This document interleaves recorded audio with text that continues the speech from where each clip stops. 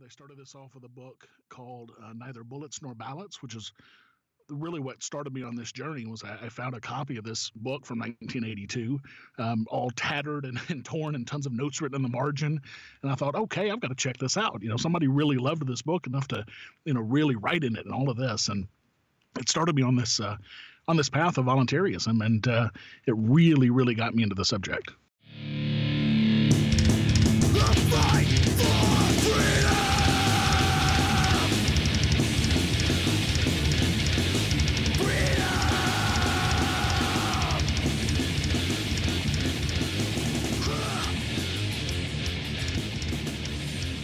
Hello, everyone. I want to welcome you to the Free Man Beyond the Wall podcast. This is your host, Pete Raymond. This is episode number 192. I wanted to do an episode on voluntarism. I wanted it to be a primer of sorts. So I invited Rodger Paxton, the host of the Lava Flow podcast, to come on. Rodger has recently started another podcast called Essential Libertarianism. And basically what he is doing is he is taking articles from Voluntaryist magazine from back in the 70s and early 80s, and he is taking those articles and turning them into podcasts. Recently, I started going through those podcasts. It re-energized me. It really made me understand my voluntarist roots. So I wanted to do a podcast where Rodger and I talked about voluntarism, and I actually play devil's advocate a little bit and give him resistance and ask him questions and basically argue that voluntarism cannot exist because of this, or why can I not be politically active and still be a voluntarist? So Rodger is an amazing guy. If you listen to Lava Flow, you already know this. If you don't listen to Lava Flow, please. It's an amazing, amazing podcast. So without any further delay, here is Rodger Paxton. All right, everyone. I am here with Lava Flow podcast host, Rodger Paxton. How are you doing today, Rodger? Fantastic, Pete. How are you? Doing well, man. I invited you on because, well, I wanted to set up a podcast of my own that is sort of a primer on voluntarism and some of the work that you've been doing lately as far as transcribing and turning into podcasts older voluntarist writings has really energized me and has gotten me excited. So why don't we just start off by tell us what classic voluntarism is all about. So voluntarism actually goes back as far as the 1500s to a gentleman named Etienne de la Boétie, a French gentleman who was fighting back against the required tithes to the church. It was required by force to give a certain percentage of your money to the church, and that started the tradition. Now, he didn't call himself a voluntarist. That was a term that came into vogue later in the 1800s, but that's where the tradition really starts. And today it started all over again because it goes in and out of vogue. It started in the late 70s, early 80s by three people. George H. Smith was one of them. Carl Watner and Wendy McElroy. They started a newsletter called The Voluntaryist, basically rebringing that tradition back to us. They started this off with a book called Neither Bullets Nor Ballots, which is really what started me on this journey. Was I found a copy of this book from 1982, all tattered and torn, and tons of notes written in the margin.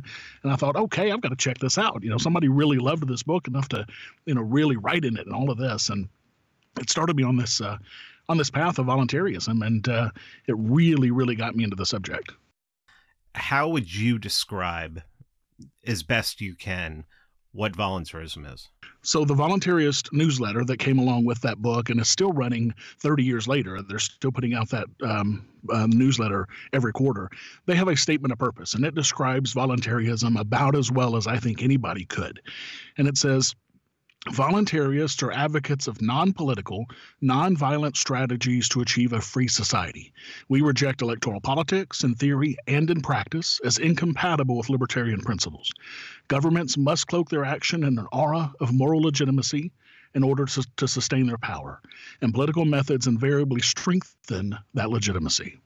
Voluntarists seek instead to delegitimize the state through education, and we advocate withdrawal of the cooperation and tacit consent on which state power ultimately depends. And that's it in a nutshell. Okay, so I want to start giving some pushback on that because, well, that's what I told you I was going to do. Of course. All right, non-political. Does that mean that you would reject what Ron Paul did in 2008 and 2012 by running for president, probably knowing that there was no way in hell he was ever going to be able to get elected, but getting a message out there? So that's a great question. George H. Smith, one of the original refinders of voluntarism, one of my favorite libertarian authors out there. He's just fantastic. He actually did a video about similar questions. Would he support Ron Paul for president, or would he vote for Ron Paul for president? And he basically said that if I were forced to vote, if somebody held a gun to my head to vote, then yes, I would vote for Ron Paul. So I don't know that I would go quite that far. And I did vote for Ron Paul. That was before I found voluntarism. But today, I do believe that there is a place for education in politics for the Libertarian Party.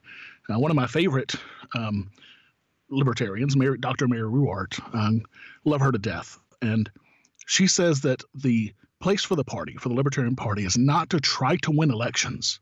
It is to educate the populace, the political populace.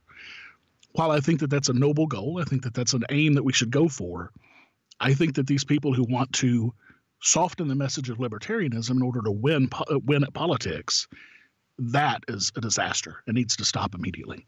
Libertarians cannot and will not ever win at the ballot box. However, we can win by educating. I've said that libertarian will never win at the ballot box because a libertarian could never get elected. And what I mean by that is somebody who's actually preaching a libertarian message. Right. It's incompatible with the state.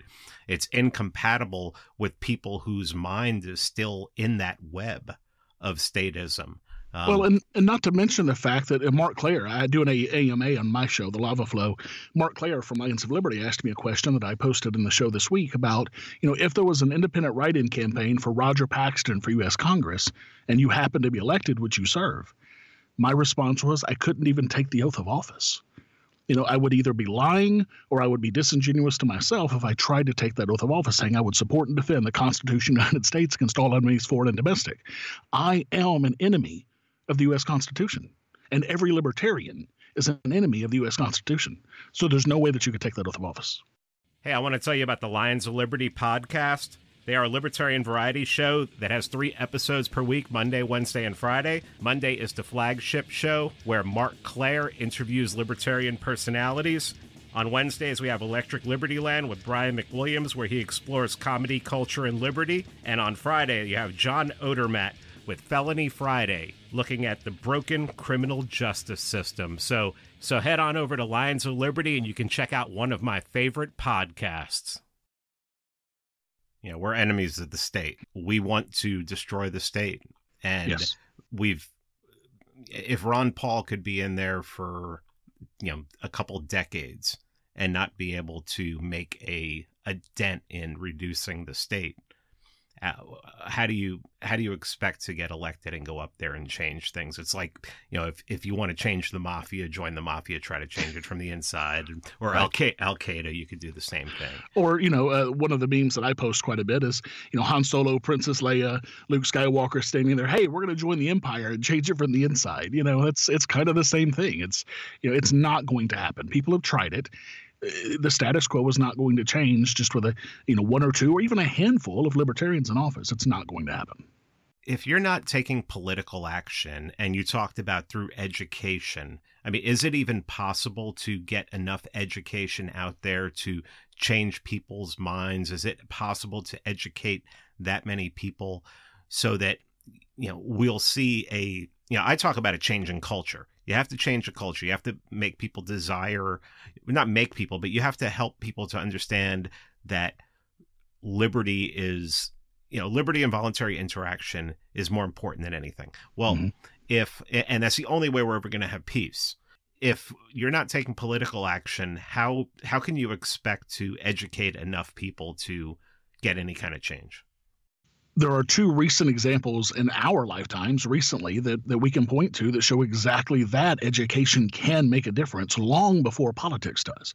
Gay marriage, cannabis reform, cannabis legalization. Those two hearts and minds had to be changed before they could actually happen in politics. And they had huge campaigns to change the hearts and minds, and it worked. Now we have gay marriage in I believe all 50 states, or some form. We have cannabis legalization, or cannabis, at least medical cannabis, in a plethora of states, and even some legalization. And here in New Hampshire, we have decrim. So yeah, I mean, hearts and minds are changing long before politics catches up. Well, I understand about the cannabis because they let them vote on that. But the gay marriage thing was basically done by government fiat. So is it really changing people's minds? But lots of states were already making that move. Many states were. But you do make a valid point. In some states, for example, Arkansas, I would imagine that a majority of voters would probably not vote for gay marriage. I'm from Arkansas. My mother, who I love dearly, is against gay marriage. She doesn't think that gays should be able to marry for some unknown reason. It's the Bible, I guess, is the only thing I can think of. However, the majority of the U.S. overall, and the majority of people in the world overall, I think are fine with it now. Now, 40 years ago, it would have been completely different. Culture changes, like I said, another perfect example, integration of schools. That was social integration of blacks and whites. It was the government that had to force segregation with the laws because people were starting to stop segregation. So, yeah, I fully believe that education is the way to go. Okay. The person who says, I'm a voluntarist, I 100% believe in it, but every once in a while, like say locally a splost tax, that's what they're called down here, which is like, raising the local sales tax 1 cent in order to pay for roads, of course, the famous roads. Mm-hmm. So by going and voting, I'm voting in self-defense. So it's funny that you mentioned that because I also had that question. One of my patron supporters lives in California, and they had a chance to lower the gas tax, I believe it was, by referendum in California in November. And I finally just got to his question this week. And I'm much less harsh on people who vote for referendums. I still think that it legitimizes the system. It legitimizes the fact that we are ruled. It legitimizes the fact that we're slaves. Murray Rothbard had the slave analogy. Oh, well, if you could vote for, a better foreman over a worse foreman, or, a foreman that would beat you less, wouldn't you take that opportunity? But the fact is, first of all, you're voting for not just your foreman, you're voting for all of the slaves' foremans. What if the foreman, for example, that would beat you more gave you more food, and some of the slaves would prefer to have more food and take more beatings? You're still making that choice for them. But even take that aside, you're legitimizing the entire system of slavery. You're saying that, yes, they can demand that I vote for them. They can make that choice. Now, if all the slaves stopped voting, would that mean they would no longer be slaves? Of course not. But it would show the ridiculousness of the system, because then the slave owner would have to pick the foreman for them. He would pick the rulers. The system would still exist, but then we would see the ridiculousness of it. That no matter what, it's not rule by consent. What if you had a chance to vote against Hitler? What would you do? That's a great question. I would not vote against Hitler. And I mentioned Wendy McElroy, who was one of the three originators of the Voluntaryist magazine. She actually wrote an article titled "Why I Would Not Vote for Hitler." And I actually read that article as one of the Essential Libertarianism episodes, and I'll find that episode number here in a bit. But it's fascinating because she uses that same excuse. It legitimizes the entire system that creates a Hitler.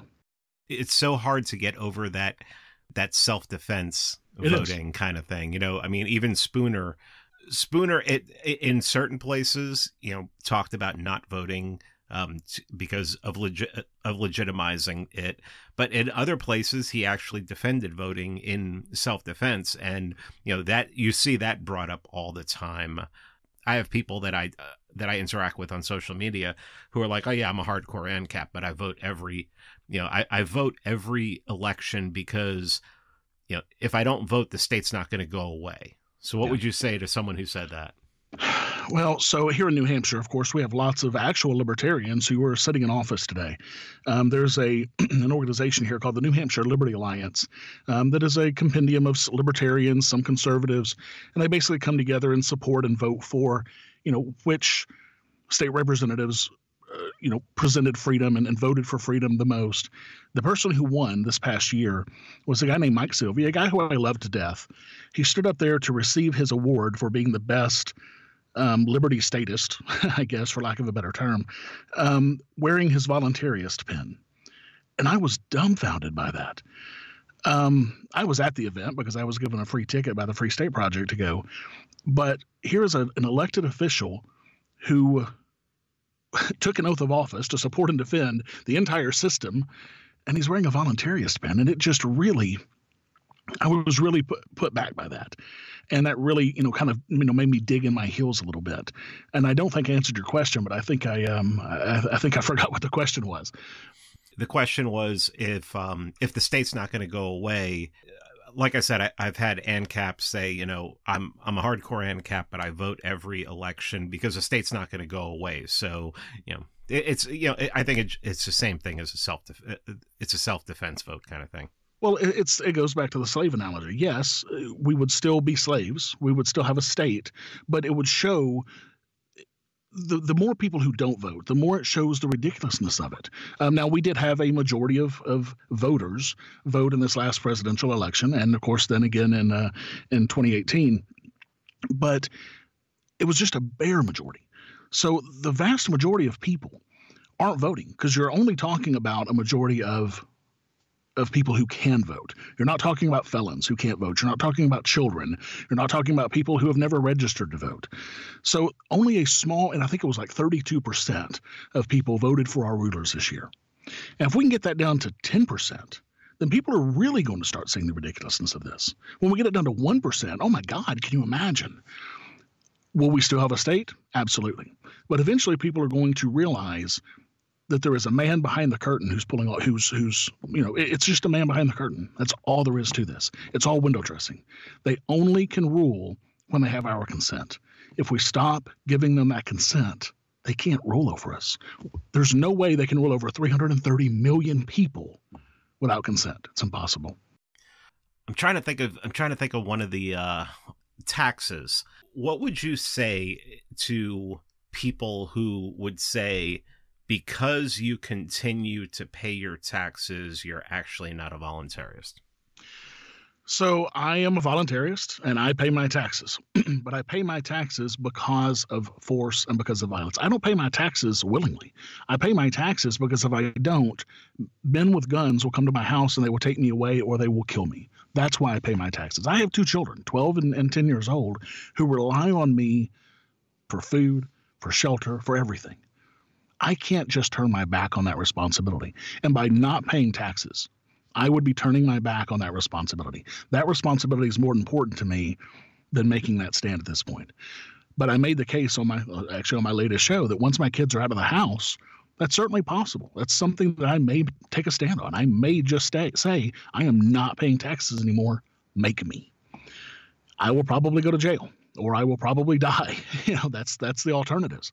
However, I think that when people start vocally making that, we've got millions of people every year who don't pay taxes right now, but they're not vocal about it. Generally, the government doesn't mess with them until A, they're a big name, or B, they're very vocal about it. Wesley Snipes, nice. Wesley Snipes was very vocal about it and a big name about it, and they carted his ass away. So I think that, most people can go under the radar, especially if you're not filing the forms. Now, some people say, oh, well, you can file the forms, you can do all of this, and there's some magic way and some magic words you can put on the forms, and, oh, poof, you don't have to pay taxes. Bullshit. It doesn't work that way. Oh, and don't even get me started on, but our taxes are voluntary. We're voluntarily paying them. My ass.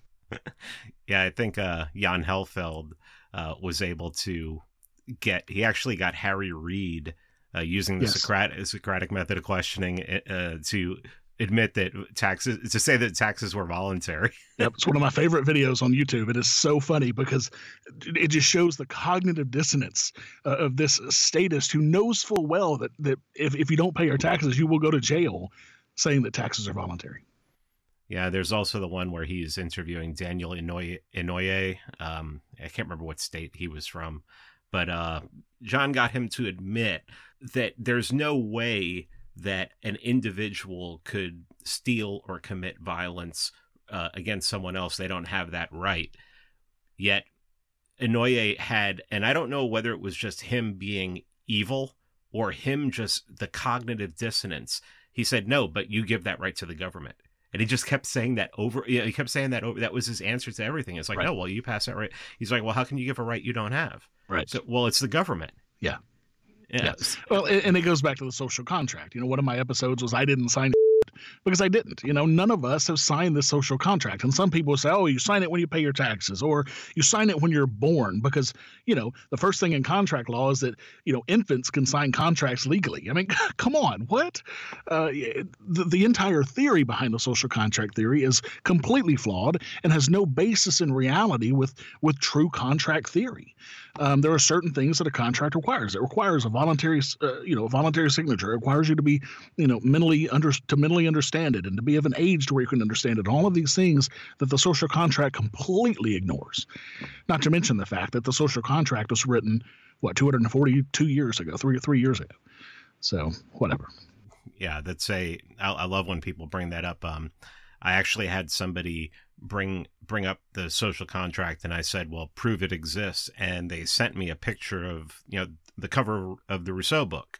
And I sent them a picture of the latest issue of Spider-Man and told them, well, I guess this proves that Spider-Man exists. Right. Right. So, all right. So I'm a voluntarist. This past year, I did join the LP with the intention. The intention was I really would like somebody in 2020 to run who's an anarchist. I want a real libertarian to run. I want that message to get out there. And now I'm almost taken aback and almost ashamed that I actually, sent $25 into that organization. Now, I know you have, when you moved to New Hampshire, you did a lot of work trying to get the LP up there in shape and on the right path. And what caused you to abandon that? So, first of all, I called Tom Woods and Dave Smith out for joining the LP to fix it from the inside when they did it. So I guess you probably did it around the same time as they did. So I should have called you out as well. So yeah, I would have no problem with that because I respect you. But so going back to the Libertarian of New Hampshire, when I left Arkansas, I left the party before I left the state, primarily because, again, I was on that path towards, I'm banging my head against the wall over and over again. We spent $50,000 to get ballot access, and then we spent $30,000 2 years later to get ballot access, and then we did it again 2 years later. I realized we're spending all of this money, this time, this energy, this blood, sweat, and tears, and we're getting nowhere. We elected a constable. A constable that was the only partisan election that we won, a constable that was the only person running for that office. And a constable has really no power in our, we elected somebody, right? So I was already on that path. Then I started my podcast, moved up here, and when I moved up here, Darrell W. Perry, who ran for president in 2016 with the LP, we got to be really good friends. And he had been trying to fix the Libertarian Party here for a long time. It was under the chairmanship of a gentleman who was basically useless. He wouldn't respond to emails. He wouldn't respond to phone calls. He would never do anything to actually progress the party. And I had taken Arkansas, which was in the same shape when I took over the party, and took it from a dead party where they were having 8 or 10 people at their state conventions to over 110 people at the last state convention that I ran. So I had been there. So he asked me to help. So against my better judgment, I did help him do that. He became chair. I became vice chair. And we basically took that dead party and we turned it into a viable party. As a matter of fact, at one point we had 3 elected state representatives in New Hampshire. All 3 of them had switched from other parties after they were elected, but we had 3. So we lost ballot access, But I left I left last April is when I left the party. April of 2018. I didn't run for re-election because, again, I did what I set out to do to help them, grow the party for educational purposes. And I did my job, so I left. Okay, you're talking about New Hampshire, the Free State Project. You moved there specifically because of what was going on there. Yes. I've done an episode about the Free State Project. I've talked to Vin Armani about the Free State Project on my show. Say that you were able to say a little piece of New Hampshire you were able to get the government out of there. Basically, you're living in a voluntary society. What do you say to the people who say a voluntary society doesn't work because not everybody in the society is going to be a voluntarist? But they don't have a choice. If you live in a voluntary society, everything is done voluntarily. I mean, people will, no matter what, there's never going to be a utopia. People will always, of course, try to steal from you, try to harm you, but they do that today. So what's the difference? I mean, we're still going to have police officers. They wouldn't be police officers paid by tax funds. They would be police officers paid from my pocket directly. So they have a direct interest in protecting me and my property, or I'm paying an insurance company who has a direct interest in protecting my life and property. So they pay the police officers. Either way, there will still be protection in place to protect us from those bad elements. So they have no choice but to live in a voluntary society, or they are going to be stopped one way or another. Just like people who rob, kill, and steal today, in most cases are either stopped or caught, or, in some way they suffer some sort of repercussion. All right. I just want to remind you that I have a Patreon page now. It's patreon.com/ManceRaider. Head on over there. You can support the show. Check out the perks you get for being a supporter. We've done a few Ask Me Anything so far, one with Scott Horton, one with a DC lobbyist, and we've done one with me. So head on over to patreon.com/ManceRaider, or if you prefer to pay in cryptocurrency, head on over to my website, freemanbeyondthewall.com/store, and there you can pay annually. And one of my favorite things about a voluntary society, the argument against it is that, and I know you know this well, is that warlords would take over. And I think my response to that is, and you can tell me what you think of it, is, well, I mean, at least we would know they were warlords, because right now warlords have taken over and it seems like people have given them legitimacy. And just because they're able to choose a new warlord every 4 years, maybe, who knows what these elections are all about, but that at least if there were warlords, you would know who they were, and you'd know who the enemy was, and you'd know who you were going to fight. That's a great point, and that's one that I've never considered. But Robert Murphy, wrote an article, over a decade ago now. It's one of my favorites. It's called "But Wouldn't Warlords Take Over?" And he just really destroys that argument. And it's a pretty lengthy article. I don't have really the time to dig into it on the show, but definitely search that. I believe it's on Mises.org. It's called "But Wouldn't Warlords Take Over?" by Robert Murphy. Check it out. It's good stuff. If you were sitting down with somebody who was someone who already believed in liberty, but they were still, they still thought that the state could be changed from within, what do you think is the best argument to help them to, have you found a silver bullet that gets everybody, and they don't even have to change their mind, but it just gets them thinking? I haven't found a silver bullet. Every person responds differently to different pieces of voluntarism. I get emails all the time. As a matter of fact, I actually received a letter, an actual paper letter recently from one of my supporters. He sent me an email from his Proton Mail account saying, "Hey, I can't support you by crypto or all these other things because I'm really private, but what's your address? And I'll send you some money." He sends me $100 in cash in this really long letter, basically just extolling, hey, all of this voluntarism that you're spouting, man, it's really done it for me. But everybody's different. Everybody responds differently. Some people respond to the don't vote, because it's kind of an FU to the state. The state expects us to vote. It's your civic duty to vote. Some people respond well to that message. Other people think, oh, it's my duty to vote. If I don't vote, then I don't have a voice. So they don't respond as well to that.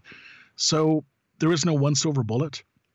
My recommendation is to, read everything that you can about voluntarism, and start at voluntaryist.com, or if you don't have time to read, you can listen to the articles at essentiallibertarianism.com. That's where I basically take those articles and put them in a podcast format, and just study the material.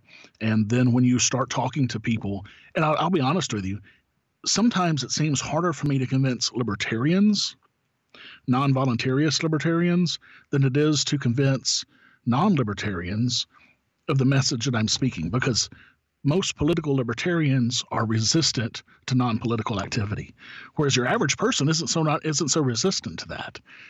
So I've found that that's really fascinating, that regular people are more accepting of it. You know what I think is really interesting about regular people? You can have a conversation with somebody, and you can say you mentioned to them that somebody wanted to voluntarily go live under socialism in Venezuela. Right. They would think it was a bad idea, but they would say that you have every right to do it. Sure. And if you wanted to live here, and pay your taxes and be a good citizen, you have every right to do it. And if you wanted to go live in one of the Scandinavian countries and, pay 55% in tax, but your health care is taken care of, you can do it. But all you have to do to these people to make their hair stand up is to mention that you don't want to live with rulers. Why do you think that is?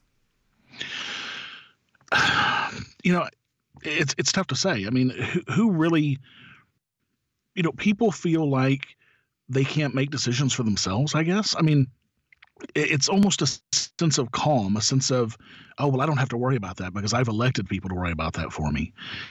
And I find that a bit disgusting, frankly, because it's an utter lack of responsibility, of personal responsibility. Libertarians are supposed to be all about personal responsibility, and for the most part we are. Even political libertarians are very conscious of personal responsibility, but your average person is not.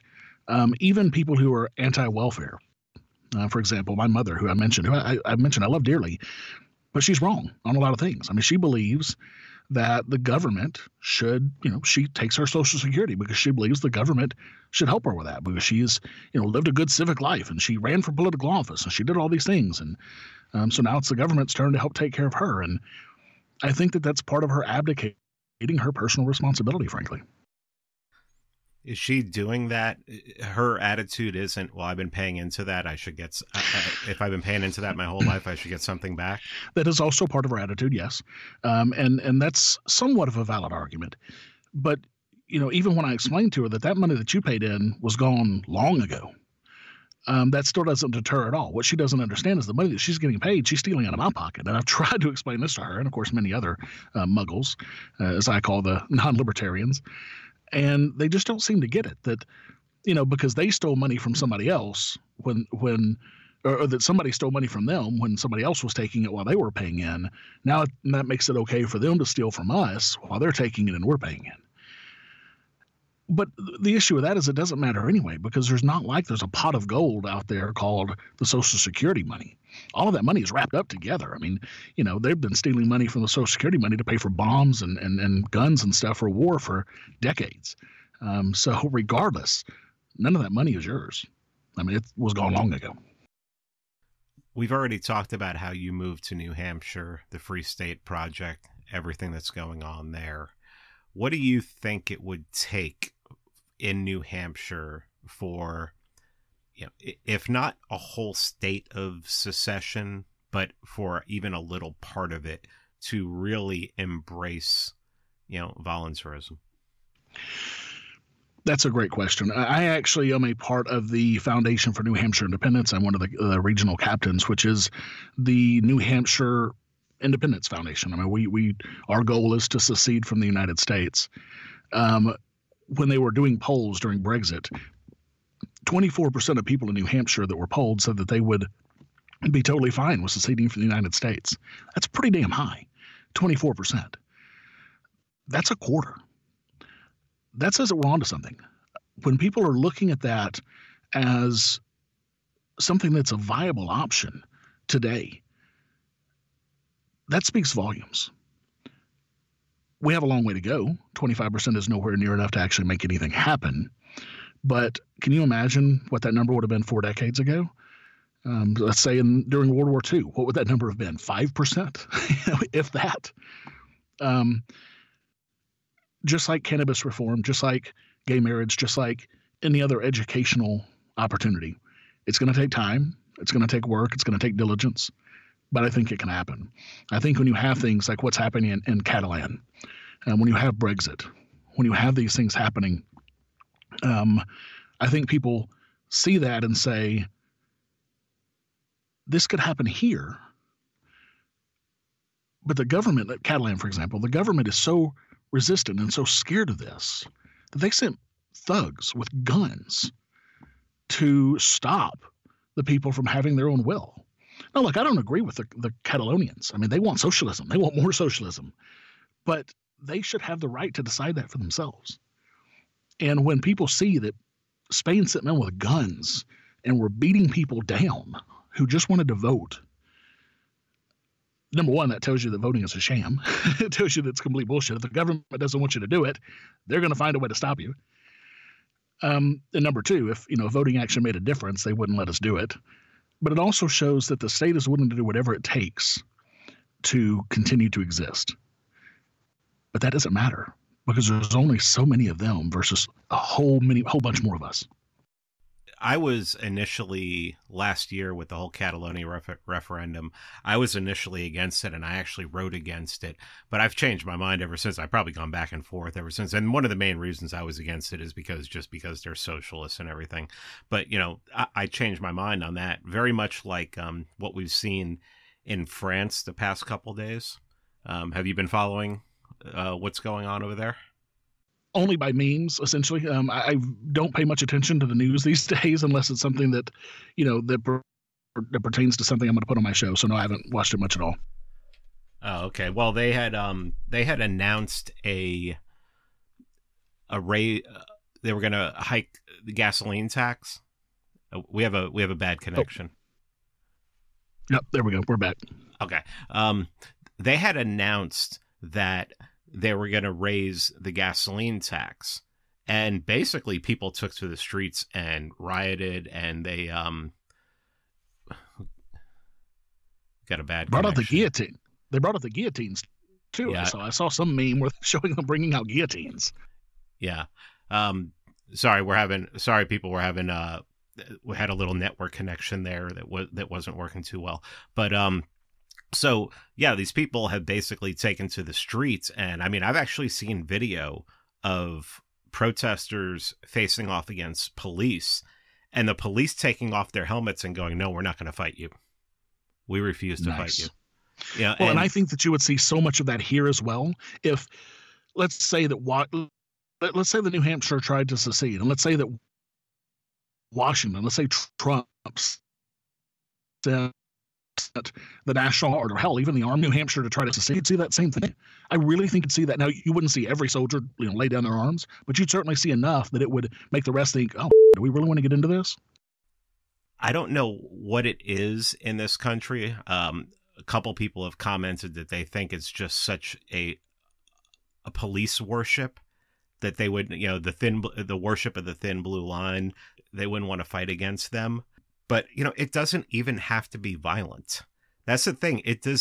Something like that does not have to turn violent. You don't have to burn things down.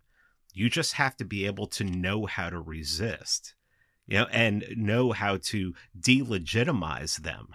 France I'm not surprised by violence in France because I've been following the politics in France for a couple of years. And this was inevitable. And this isn't just commies out there. These are, and most of the people who are protesting are not violent. It's a very small amount, and the news isn't letting you know that it's, of course, it's barely less than, it's barely 5% that are being violent. But there are people out there protesting who have never protested before, and they're letting their peaceful voice protest heard. is not fun. Peaceful protest is not fun for the news. They don't care about peaceful protesting. That does nothing for them. They care about, if it bleeds, it leads. it's an old saying, but it absolutely is true. If there's not violence involved, then they're not going to lead with that. But you're absolutely right. I mean, I know that there's a lot of nationalists involved in these marches in France, and I'm certainly not a nationalist. I would not consider myself that in any way, shape, or form, because I'm probably an anti-nationalist, if anything. But those are probably the ones who are being more violent. We've seen that at some here in this country as well, with the Antifa versus the nationalist here. So when you have things like that happen, you're going to have a violent element, of course. The media is going to focus on that. But that's one of the main reasons I don't pay attention to mainstream media anymore, because it's all filtered through a lens of what they want you to see. Now, I'm no conspiracy theorist. I don't believe they're doing it because they have an agenda. While they probably do have an agenda, they're not doing it for that. They're doing it because they want people to pay attention to their newsfeed. They want you to watch CNN or NBC. They want you to watch them. So they're going to show you the most vile, the most ridiculous, the worst parts of society to get you to click in. That's not what news should be about. Yeah. Well, I just want to let you know, you can make fun of me all you want for the whole LP thing, but I got over that so quick. I mean, you got over it much quicker than I did. I mean, I've done it twice. I spent 10 years in the LP of Arkansas trying to change things from the inside, and I did it again here for a year and a half or so.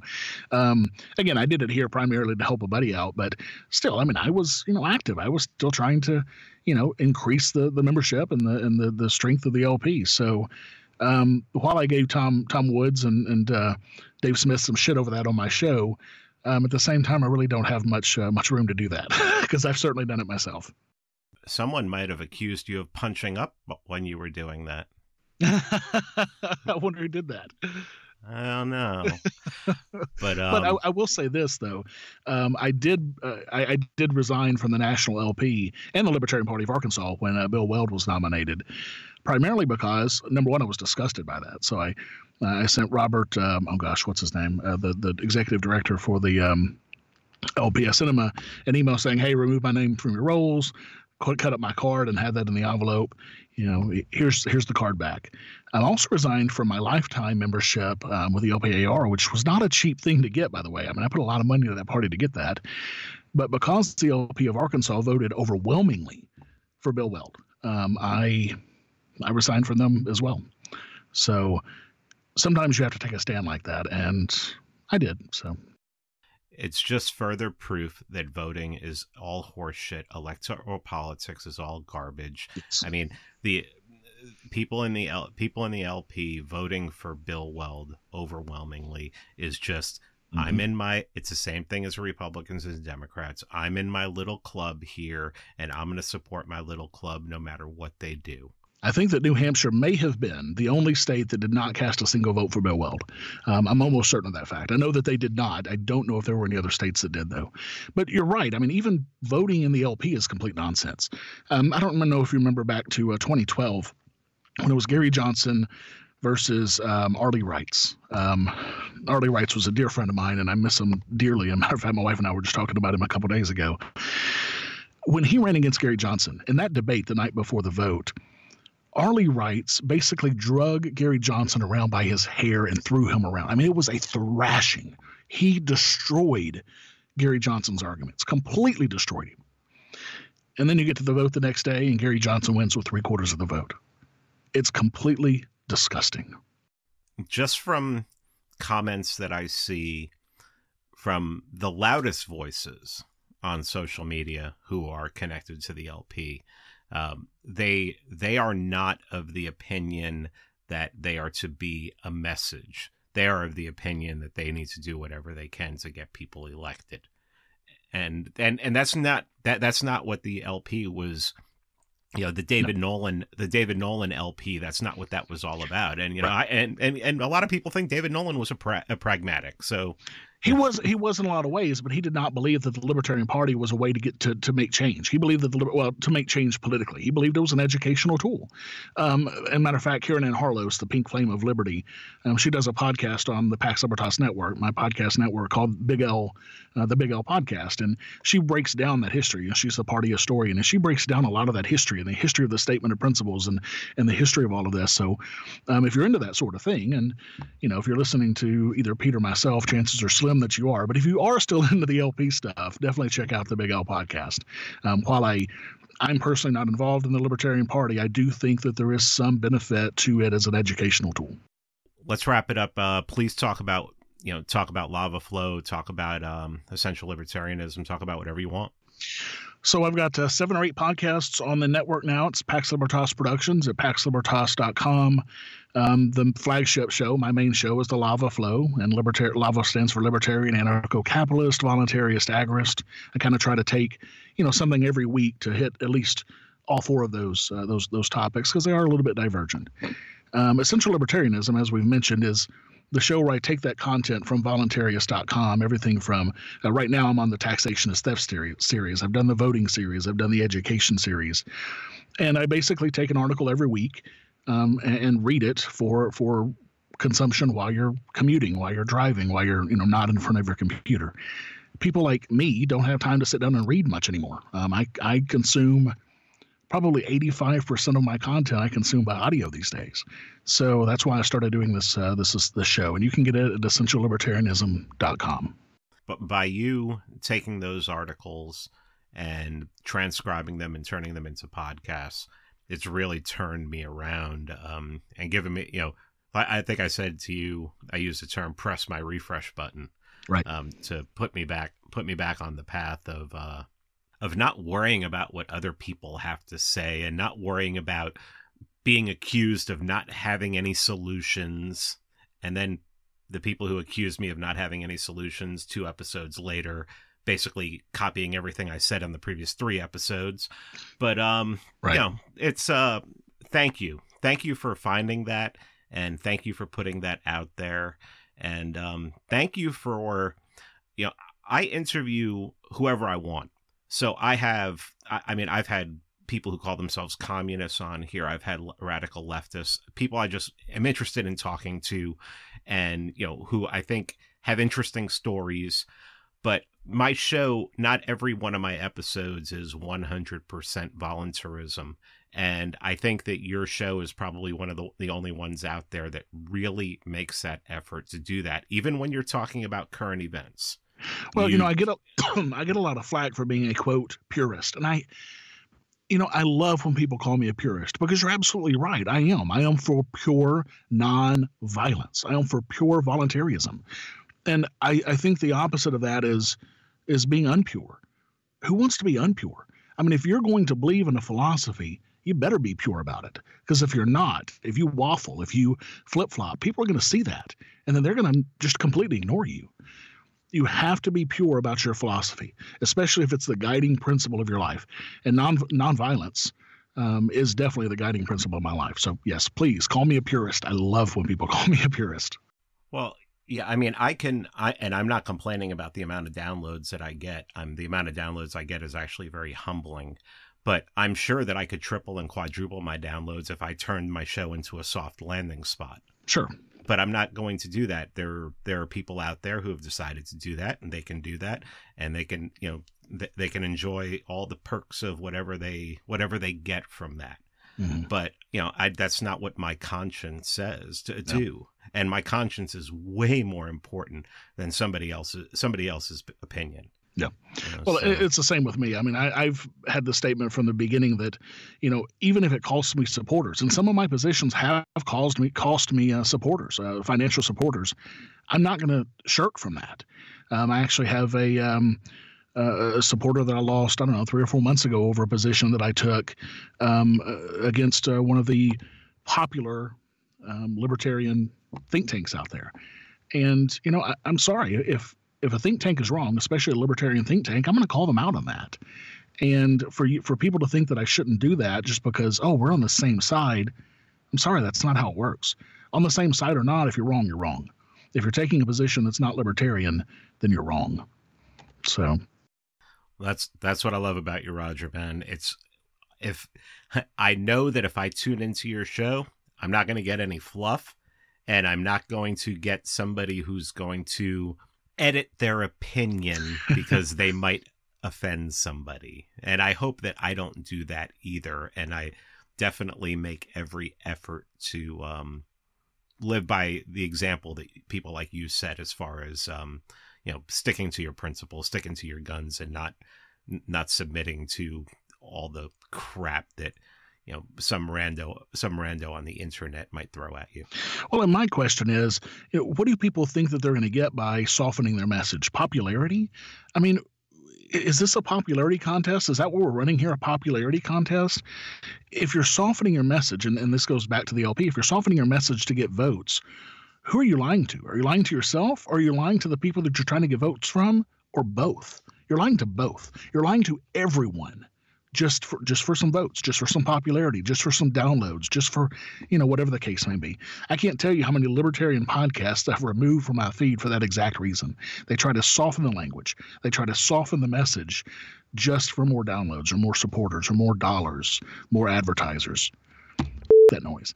I'm very pleased with the number of downloads I get. I'm very pleased with the number of supporters I have and the amount of money that they bring in. I love my supporters dearly. I have interactions with them often. They know how I am. The supporters who don't know how I am, they don't stick around long. So I'm learning the same thing. Especially since I started a Patreon account, I'm learning the same exact thing. Nice. All right, man. Stick around. I want to talk to you after I sign off here. Sounds great. Thank you for coming on, and I really appreciate what you do. Thank you, sir. Thanks for having me. I want to thank you for tuning into the Free Man Beyond the Wall podcast. I want to thank Rodger for coming on today. I want to remind you that I have a Patreon. It's patreon.com/ManceRaider. Head on over there and see how you can support the show, and check out the perks that I offer for those that are making this show happen. That's it. Be back in a few days with another podcast. Take care, and bye.